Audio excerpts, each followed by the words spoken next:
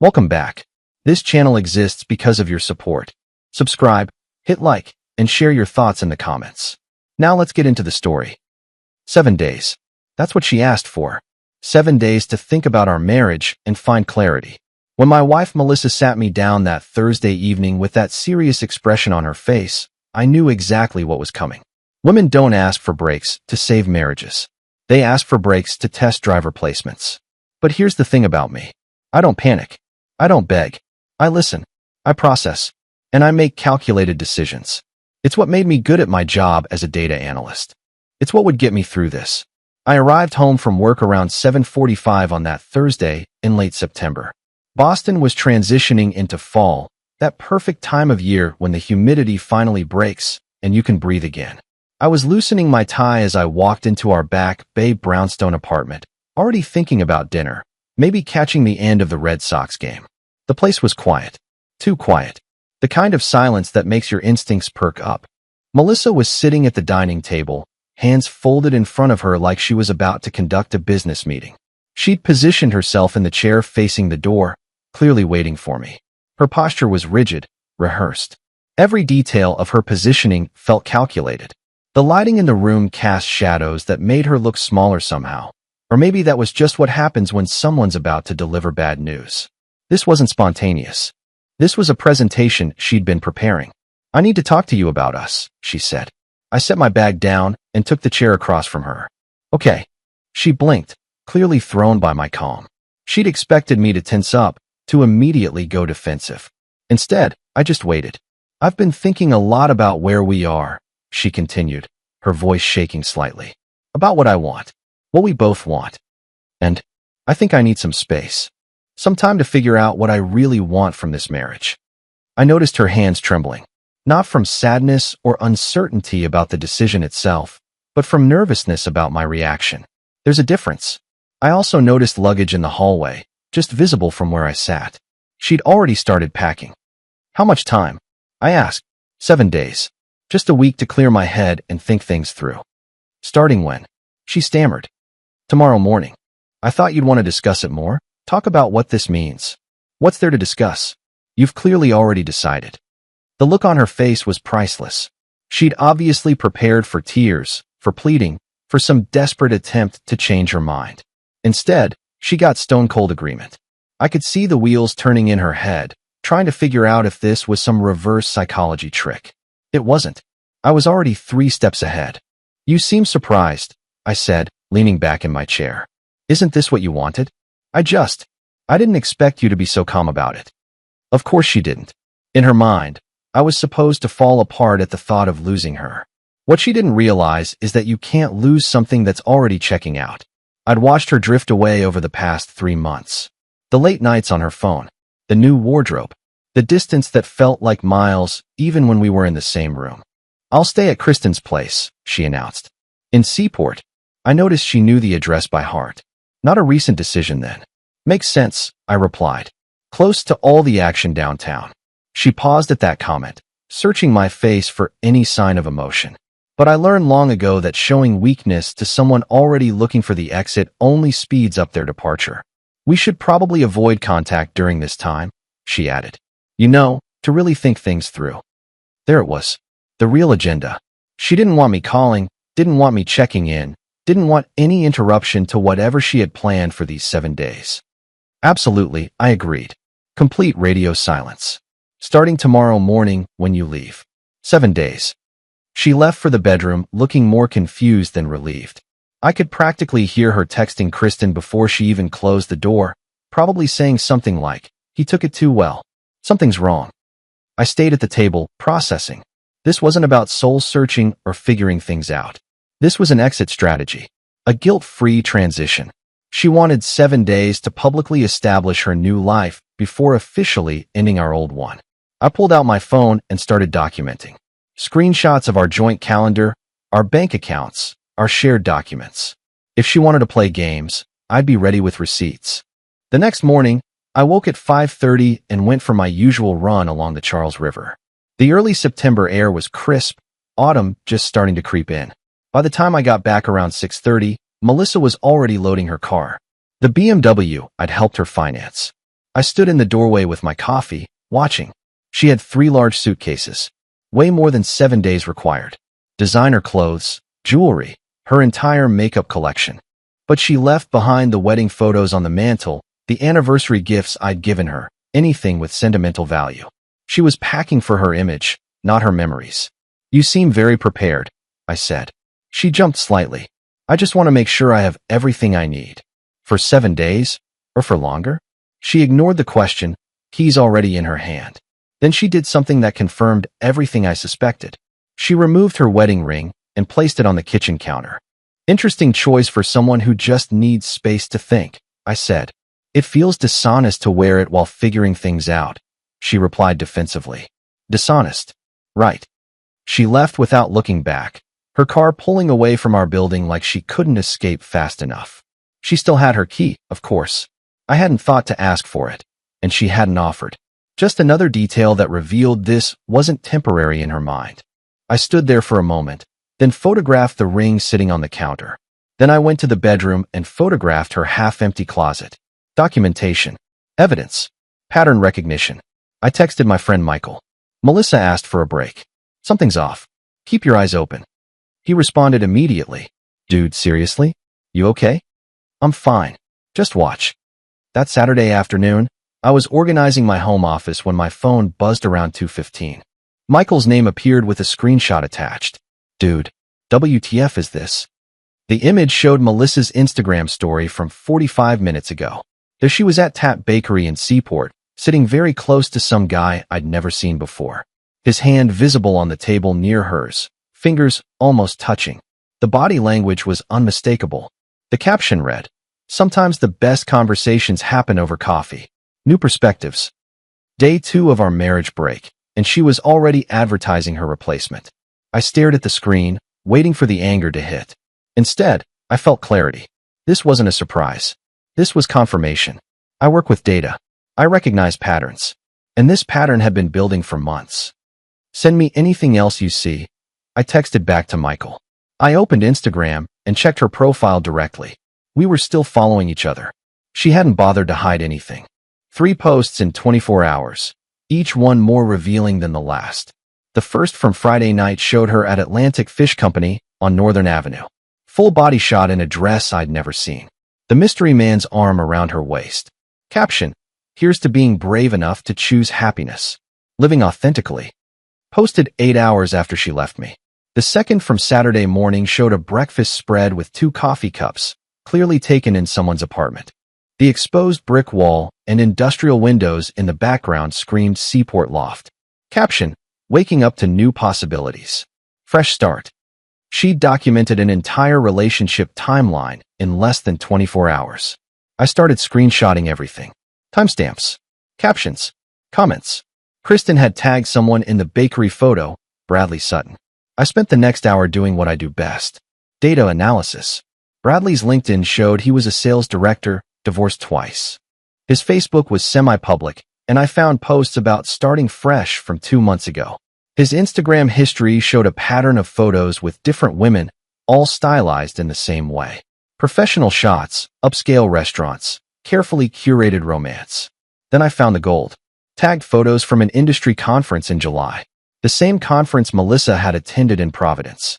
There they were, in the background of a group shot. Together. 2 months ago. She'd been planning this for 2 months. One comment on an old post caught my eye. From someone named Jennifer Sutton. "You're doing it again, Brad. Disgusting." His ex-wife. Apparently, this was his pattern. Find an unhappy wife, play the savior, move on to the next one. Most men would have felt devastated, betrayed, maybe even surprised. Me? I felt clarity. Crystal clear, laser-focused clarity about exactly who I'd married and exactly what kind of game she'd been playing. She wanted to post about new beginnings. Perfect. I was about to give her a beginning she'd never forget. That evening, I spread all the evidence across my dining table. Screenshots organized by date. Bank statements showing charges at Atlantic Fish Company from the past month. Dinners I hadn't attended. A hotel charge from August when I was traveling for work. The pattern was undeniable. She'd been seeing Bradley for at least 8 weeks, maybe longer. I made copies of everything, backing it up to 3 different cloud services. Then I started packing. Sunday morning arrived with clear skies and that perfect New England fall crispness that makes you glad to be alive. The kind of morning that feels full of possibility. Perfect weather for what I had planned. I'd spent most of Saturday evening packing her things with methodical precision. Not angry packing, where you just throw everything in boxes and hope for the best. This was organized. Clinical. Each item carefully folded, each box properly labeled. I treated her belongings with more respect than she'd treated our marriage. I loaded 8 boxes into my car around 7:30 a.m., along with some larger items. The exercise bike she'd insisted we needed, used maybe twice before becoming an expensive clothes hanger. The decorative pillows that had turned our couch into an obstacle course. The coffee machine she'd bought with our joint account, the one that cost $400 and made coffee that tasted exactly the same as my $30 maker. Each one carefully labeled, M. Walsh, personal belongings.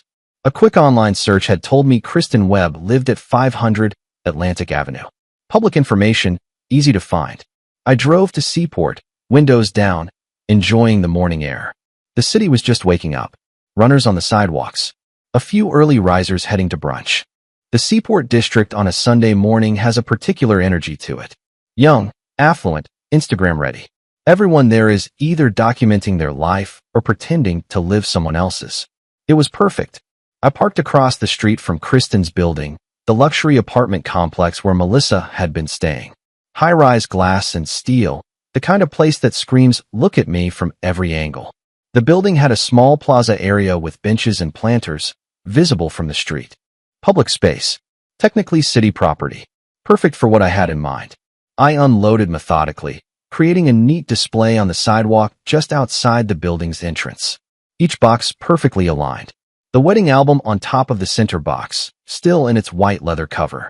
Our engagement photo propped up in a frame beside it. Then I placed the sign I'd made. Clean, professional, laminated to survive the weather. It read, Melissa Walsh, belongings. Requested 7-day break to find herself. Found herself in 2 days. Collected consequences. Free to good home. I took photos from multiple angles, then got in my car and drove home. No need to watch the fallout. Visibility would create its own consequences. I spent the rest of the day as if nothing unusual had happened. Grocery shopping. Cleaning the apartment. A long afternoon reading on the couch. Normal Sunday activities. But I'd set an alarm for 4:45 p.m.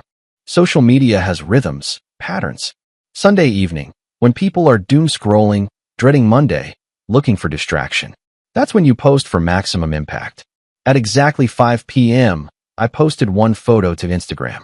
I timed it deliberately. Sunday evening, when people are doom scrolling, dreading Monday, looking for distraction. Maximum visibility. Simple caption. When someone asks for space, give them all of it. Day 3 of 7.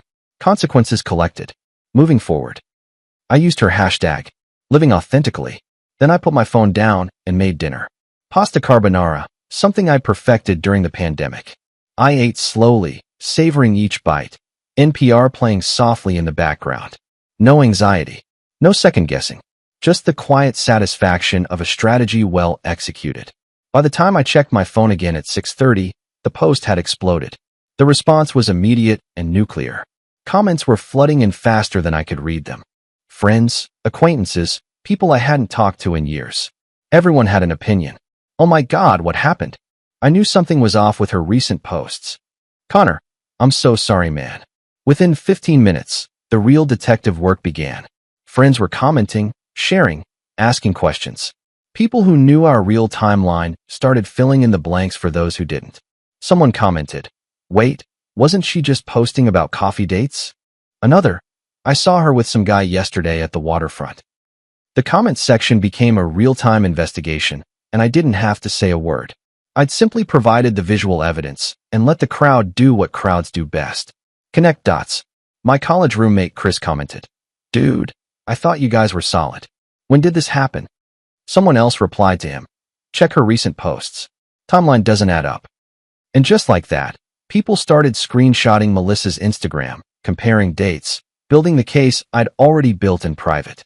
The truth was spreading like wildfire, and I was just watching it burn. By 9:30 that evening, the narrative had completely shifted. Kristen had posted a frantic Instagram story showing the display from her window, trying to control the damage. People are insane. You don't know the whole story. But the court of public opinion had already rendered its verdict. The replies to her story were brutal. Actually, the timeline tells the whole story. Maybe stop enabling your friends' bad decisions. The math isn't mathing, sis. Melissa's previous posts started disappearing one by one. First the breakfast photo, then the restaurant shot, then the bakery selfie. Like she thought deleting evidence would change what people had already seen, what they'd already saved. But screenshots live forever, and people had already captured everything. Her attempt at historical revision only made her look more guilty. My phone started ringing. Melissa's number. I didn't answer. She left a voicemail. What the hell are you doing? This is so inappropriate. Connor, please. Can we talk like adults? You're making a scene. People are taking pictures. My mother is calling me asking questions. I saved the voicemail but didn't respond. Silence is its own answer. Text messages followed. A barrage of them. This is harassment. I'm calling my lawyer. You're embarrassing yourself. Fine, ignore me. I screenshotted each one and went about my Sunday. Leftover pasta for dinner. A beer on the couch. The Red Sox game playing in the background. Normal, quiet, peaceful. Around noon, Michael texted, "Dude, Bradley's Instagram just went private. And his car is gone from Seaport. I think he bailed." Pattern recognition. When things get messy, serial cheaters disappear. They want the romance, not the consequences. At 1 p.m., my phone rang with a number I didn't recognize. I answered. Connor? This is Patricia, Melissa's mother. Hello, Patricia. I don't know what happened between you two, but Melissa is saying some terrible things about you right now. She called me this morning in tears. What is she saying? That you kicked her out. That you're harassing her online. That you've been emotionally absent for months. Would you like to see the timeline of actual events? I sent her the screenshots. Melissa's request for the break. Her posts with Bradley, dated and time-stamped. The evidence that their relationship predated our separation by months. Patricia went silent for a long moment. Then I heard her voice crack. Oh no. Oh Melissa, what did you do? It's not your fault, Patricia. You raised her. I just married her. She apologized profusely before hanging up. I felt no satisfaction from it, just confirmation. The truth was spreading organically now, and I didn't have to do anything except let it breathe. By Sunday evening, building management had texted me. Items have been removed from Plaza. Please don't return. Understood, I replied. Was just helping with a moving situation. I drove by out of curiosity. The plaza was empty. Everything gone. But I noticed people still stopping, taking photos of the empty space where the display had been. The story had outlasted the physical evidence. Melissa's Instagram account went private. Bradley's went completely dark. But the internet never forgets. Monday morning, I went to work like nothing had happened. Colleagues who'd seen the posts asked carefully if I was okay. I handled it professionally. Personal matter. Being addressed. At lunch, I met with Michael. She's been calling everyone, he said. Trying to explain her side. No one's buying it. The timeline is too clear. What's she saying? That it wasn't planned. That she met Bradley during the break. That you're overreacting. Interesting. Also, apparently Bradley told someone he didn't know she was married. She wore her ring to the conference where they met. Michael shook his head. Everyone knows now. This is his pattern. Third time at least. Over the next few days, I established new routines. Longer runs along the river. Cooking actual meals instead of accommodating her preferences. Calling my family. Realizing how isolated I'd become. The apartment felt larger, cleaner, more mine. I wasn't filling time to avoid thinking. I was genuinely enjoying solitude. Melissa kept trying to reach me. More voicemails, more text messages, all alternating between apologetic and aggressive. I saved everything but responded to nothing. Silence was worse for her than anger would be. She needed engagement, argument, dramatic scenes. I was denying her the narrative she wanted to create. Wednesday evening, day 6 of the break. I was cooking pasta when I heard a key in the door. I'd half expected this, half hoped I wouldn't have to deal with it. But here we were. The lock turned. The door opened. Melissa walked in without knocking, without announcement, like she still had the right to be here unannounced. We need to talk. Right now? Her voice had that edge to it. That tone she used when she was trying to project authority she didn't actually have. I recognized it from 1,000 small arguments over the years. The voice that said, "I'm right, and you need to admit it." I didn't turn from the stove, where I was making a simple aglio e olio. Garlic, olive oil, red pepper flakes. Simple things done well. Do we? Don't do that. Don't act like you don't care. I'm not acting. I stirred the pasta, watching the water bubble. The kitchen smelled like garlic and olive oil, comforting and ordinary. A stark contrast to the tension filling the room. She moved into the kitchen, invading my space like she used to when we were actually married, and that kind of proximity meant something. "This whole stunt you pulled." Stunt. I turned off the burner and finally looked at her. She looked different than she had on Friday morning. The confidence was gone. Her hair was pulled back in a messy ponytail, no makeup, wearing jeans and an old sweater I recognized from college. This wasn't the polished, Instagram-ready Melissa. This was someone who'd had a very bad few days. The boxes, the sign, posting on social media. It was cruel. I turned to face her fully, leaning against the counter. "I returned your belongings. You asked for space. 7 days, complete silence. I was respecting your wishes." "You know that's not what I meant." "Then what did you mean, exactly?" The question hung in the air. She opened her mouth, closed it, opened it again. Watching her try to formulate an answer that didn't make her look bad was almost fascinating. Almost. She finally sat down at the counter, deflating like someone had let the air out. "I meant space to figure things out. Time to think. Not you publicly humiliating me in front of everyone we know." Interesting word choice. Humiliating. Everyone is talking. My family won't stop calling. My friends think I'm... She stopped herself. "Think you're what?" She looked down at her hands. "That I handled this wrong." "Did you?" The silence stretched between us. I didn't feel it. One thing I'd learned in my years of analyzing data. Sometimes you have to let the gaps speak for themselves. "Look," she finally said. "Maybe I moved too fast with Bradley." "Bradley? Is that his name?" Her eyes flashed with something like anger. "You know his name. You've obviously been stalking my social media. You probably know everything about him by now. I haven't looked at your profiles once. Friends sent me screenshots. Big difference." "Because you asked them to." "No. Because they were concerned about me. Because they could see what I couldn't while I was still pretending our marriage was working. They cared. That's what friends do." I walked to the fridge, pulled out a beer, took my time opening it. Let her sit with that. Let her think about who'd actually shown up for whom during all of this. "How long have you known Bradley?" I asked, taking a sip. "That's not relevant. Humor me. Connor, we're not doing this. You met at the July conference in Providence. Rhode Island Convention Center. Industry Summit. Sales and Marketing Professionals of New England. You extended your stay by 2 days." The color drained from her face like someone had pulled a plug. "How did you?" I looked at publicly available information. LinkedIn, Facebook, Instagram. All public profiles. Yours. His mutual connections. It's amazing what people share when they think no one's paying attention. "You investigated him?" I looked at the data. It's what I do. And the data showed me he's divorced twice.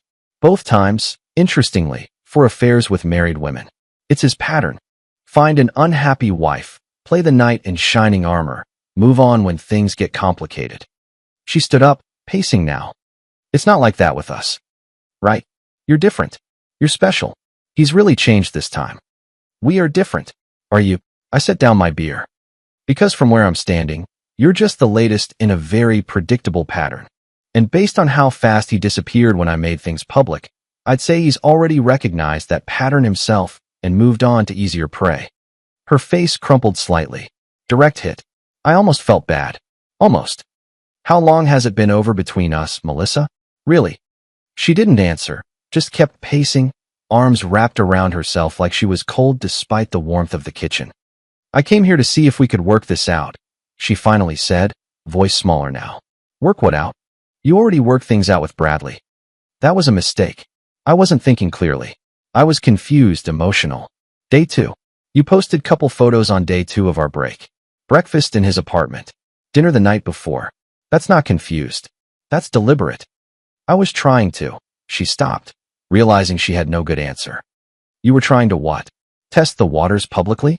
Make sure your exit looked good for social media? Control the narrative so you came out looking like the brave one who chose happiness instead of the cheater who planned her exit?" "Fine." The word came out sharp, defensive. Yes, I met someone who actually paid attention to me, who made me feel seen, who didn't just come home every night and ignore me while you stared at spreadsheets. When did I not pay attention? You were always working, always tired, always focused on your career. I was working to pay for this apartment, I said, keeping my voice level. To pay for your car. To pay for the lifestyle you insisted we maintain. The expensive dinners. The weekend trips. The designer clothes that you just had to have.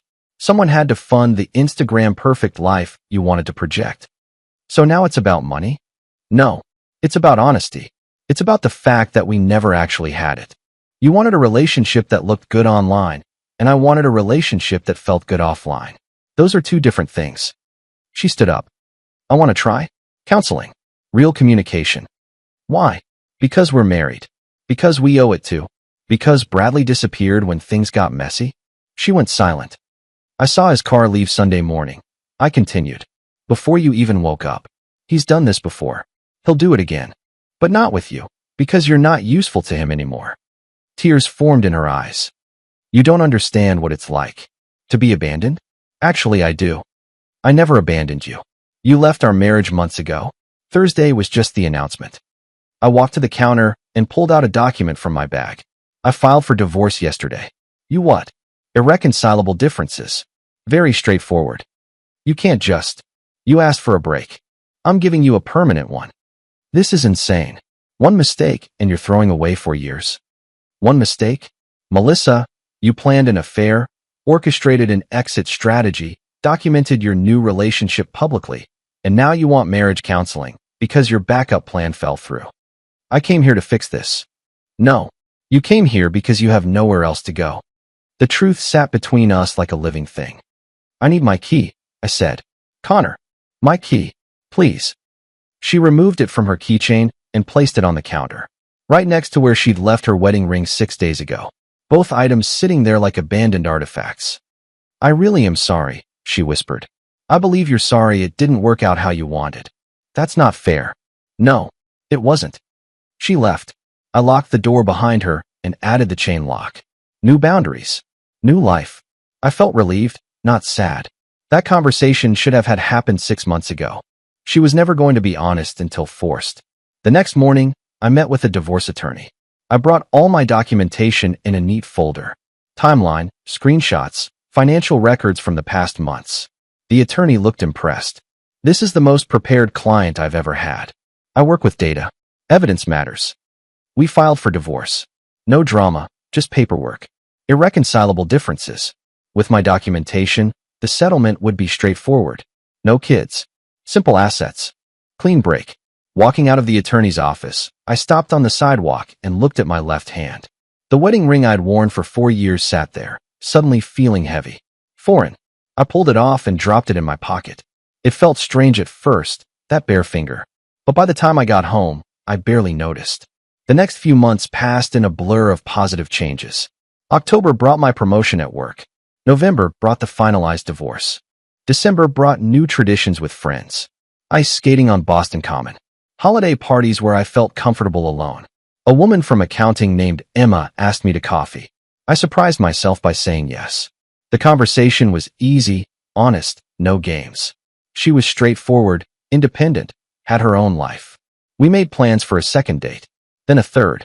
By January, we were seeing each other regularly, taking things slow but genuine. Through mutual friends, I heard updates about Melissa. Still at her job, but struggling. Bradley completely out of the picture. Kristen friendship strained. Dating apps weren't going well. She rarely posted on social media anymore. She asks about you sometimes. Michael told me once. I don't ask about her. I replied.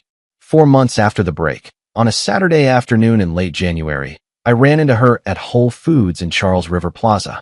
January in Boston is typically brutal, but that particular Saturday was different. One of those rare winter days where the sun sparkles on snow and the cold feels refreshing instead of punishing. I was shopping for a dinner party, wearing running gear from my morning 5-mile run. My cart had wine, cheese, fresh ingredients. I felt good, healthy, whole. I was examining avocados and produce when I saw her. Melissa appeared at the other end of the section. We spotted each other simultaneously, that awkward freeze of recognition. She looked smaller, Thinner from stress, not intention. Target clothes instead of designer labels. Practical ponytail, minimal makeup. Her cart held frozen dinners for 1 and 3 bottles of wine. My cart, by contrast, was full of fresh ingredients meant to be shared. "Hi," she said. "Hello." We stood there for a moment, separated by about 15 feet and 4 months of consequences. The last time I'd seen her, she'd been leaving my apartment with her keys surrendered, her attempt at reconciliation rejected. Now here we were, strangers who used to know everything about each other. She moved closer, pushing her cart slowly like she was approaching something dangerous. "How are you?" "Good. Really good, actually." And I meant it. The words came out easy, honest. "You?" "I'm managing." Managing. The word choice was telling. Not thriving. Not happy. Just managing. Survival mode. I saw her eyes scan my cart, my appearance, the wedding ring that was notably absent from my hand where it used to sit. For months ago, taking it off had felt strange. Now I barely noticed its absence. "You look great," she said, and there was something in her voice. Not quite envy, but something adjacent to it. Recognition of what she'd given up. "Thank you. I've been running more. Cooking more. Taking care of myself." I gestured to my cart. "Tonight, I'm having friends over for dinner. Nothing fancy, just good company and good food." That's nice." She looked down at her own cart, seemed to realize what it said about her life, and shifted slightly as if to hide it. "How's work?" I asked, not because I particularly cared, but because that's what you ask in these situations. "Fine. Same job, same desk, same commute." She paused. "I heard you got promoted. Congratulations." "Thank you. Senior analyst. Happened in October. More responsibility, better pay, better team." The silence stretched between us, filled with all the things we weren't saying. The produce section continued bustling around us, other people's normal lives proceeding while we stood in the rubble of ours. "I heard you're seeing someone," she finally said, and there it was. The real reason she'd approached me instead of pretending she hadn't seen me. "Where did you hear that?" "Instagram. Someone tagged you at a restaurant. You looked happy." Yes, I've been seeing someone. Emma. She works at my company, in accounting. We've been on several dates." "Is it serious?" The question hung in the air. I could have brushed it off, could have given some vague non-answer. Instead, I decided on honesty. "Too early to say for certain, but it's promising." She's straightforward, honest, has her own life and interests. No games.